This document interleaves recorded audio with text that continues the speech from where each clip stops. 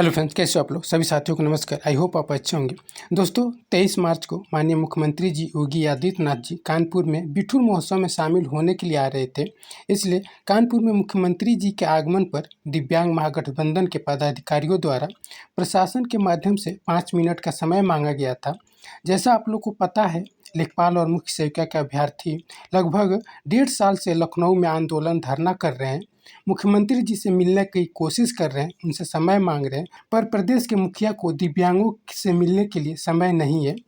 18 मार्च की मीटिंग में शासन के अधिकारियों ने दिव्यांगों के 14 सूत्रीय मांगों में लगभग सभी मांगे पूरी कर ली, लेखपाल और मुख्य सेविका को छोड़ करके। उत्तर प्रदेश के रामराज और डबल इंजन की सरकार ने दिव्यांगों को Antyodaya card, Ayushman card, PM आवास, पेंशन एक तरह से देने को तैयार है, पर दिव्यांगों को शिक्षा, रोजगार, नौकरी की बात करने पर उन्हें लाठी डंडे और एफआईआर कराने की धमकी दिए जाते हैं। दिव्यांगों को नौकरी की बात करने वालों, लेखपाल मुख्य सेविका की लड़ाई लड़ने वालों को हाउस अरेस्ट कर लिया जा रहा है।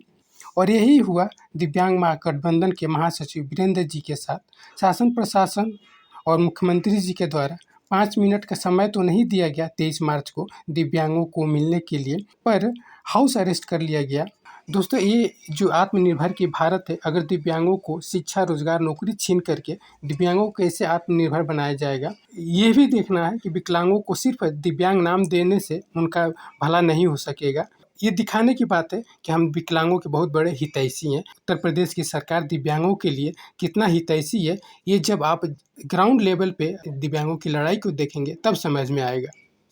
लेखपाल और मुख्य सेविका जो अभ्यर्थी हैं, उनका जो चयन नहीं हो पा रहा है, उसमें राजस्व विभाग और बाल विकास पुरस्कार विभाग है।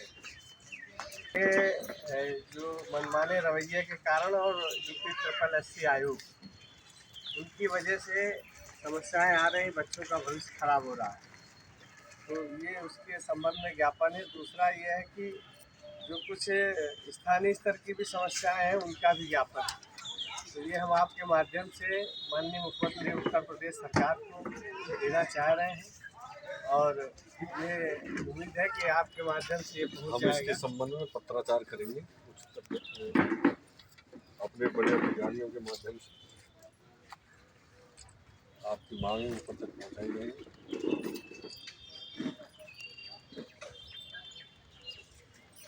फोटो बना ली, फोटो ले लो।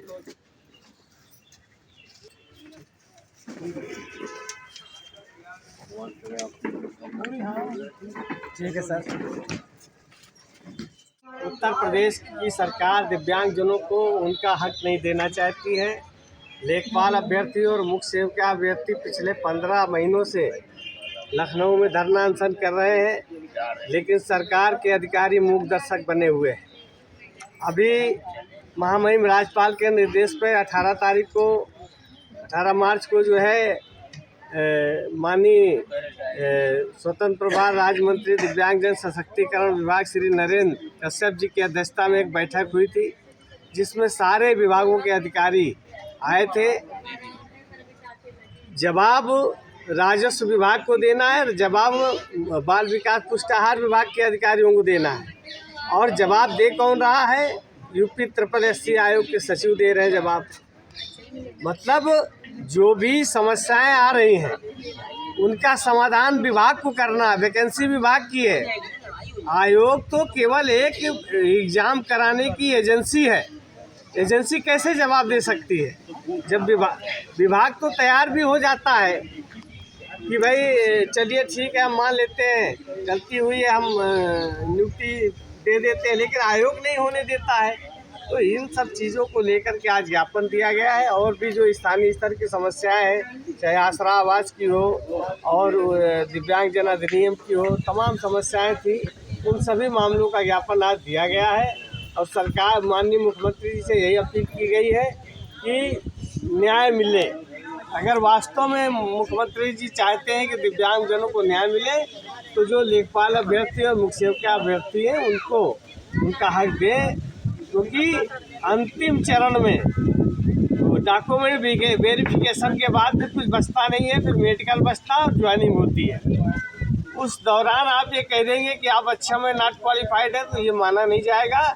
हम लोग लड़ेंगे इसके लिए और आज ज्ञापन दिया है, गवर्नर साहिबा को भी ज्ञापन देंगे, नहीं तो पूरे प्रदेश के दिव्यांग जो है लेखपाल और मुख्य सेविका अभ्यर्थियों के साथ खड़े होकर के उनको न्याय दिलाएंगे।